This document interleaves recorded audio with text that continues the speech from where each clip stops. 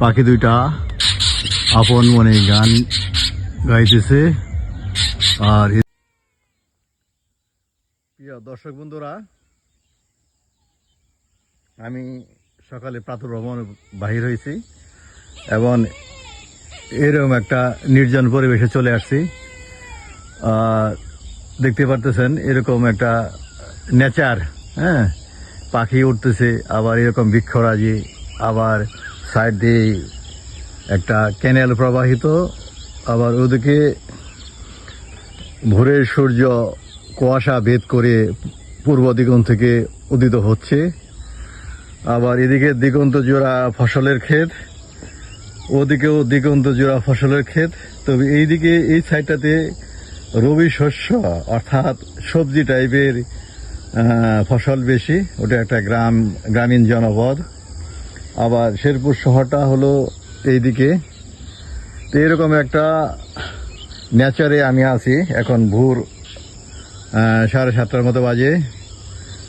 আর আমি আসলে রেগুলার মোটামুটি 45 মিনিট হাঁটাহাঁটি করি। যে Ramadan, blessing month of Ramadan শেষ হয়ে গেছে, আজ 2 দিন হলো। তো রামাদান যে উদ্দেশ্যে আমাদেরকে আল্লাহ সুবহানাহু ওয়া তাআলা দিয়েছিলেন সেটা হলো যে মুত্তাকি হওয়ার জন্য।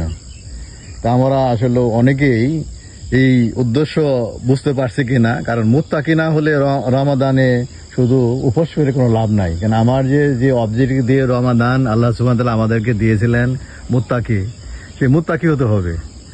আমরা তো সালাত পড়ছি, রোজা রাখছি, তারপরে বুঝি নাই আসলে সালাত কেন, কি সালাত জিনিসটা কি।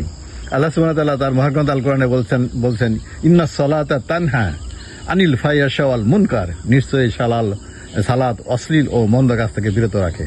তো আমি সালাত পারফর্ম করলাম, অশ্লীল ও মন্দ কাজ হতে দূরে থাকতে পারলাম না বা রাখলাম না, সেই সালাতের কোনো মূল্য নাই।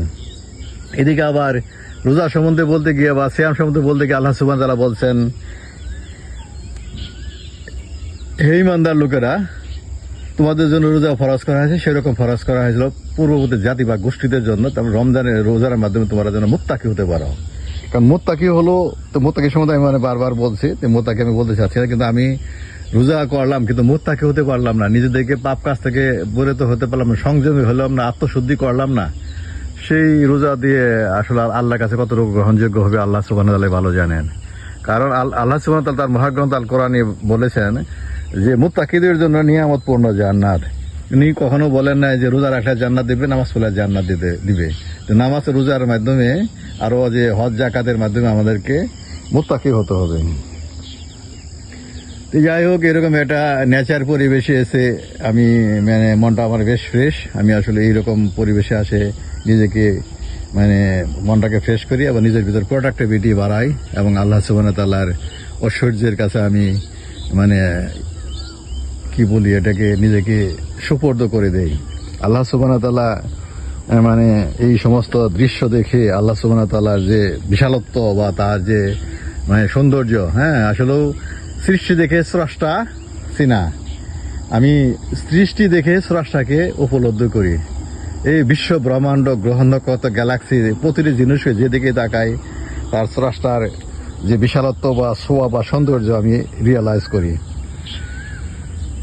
তো যাই হোক, আল্লাহ সুবহানাহু ওয়া তাআলা আমাদেরকে এই ধরার বুকে, এই ধরিত্রীতে যেন একজন আদর্শ মানুষ হিসেবে, মুত্তাকি হিসেবে বিচরণ করতে পারি এবং এই পৃথিবী থেকে বিদায় নিয়ে হাসরের ময়দানে আল্লাহ সুবহানাহু ওয়া তাআলার পক্ষ থেকে যেন ডান হাতে আমল নেওয়ার মতো যোগ্যতা বা অর্জন করতে পারি, সেই আশাবাদ ব্যক্ত করে আল্লাহ সুবহানাহু ওয়া তাআলার কাছে কায়মনে প্রার্থনা করছি যে আল্লাহ সুবহানাহু ওয়া তাআলা তুমি আমাদেরকে মুত্তাকি হিসেবে কবুল করুন, আমরা যেন সবাইকে আমার জান্নাতুল ফেরদৌসে নসিব করুন। আমিন সুম্মা আমিন সুম্মা আমিন।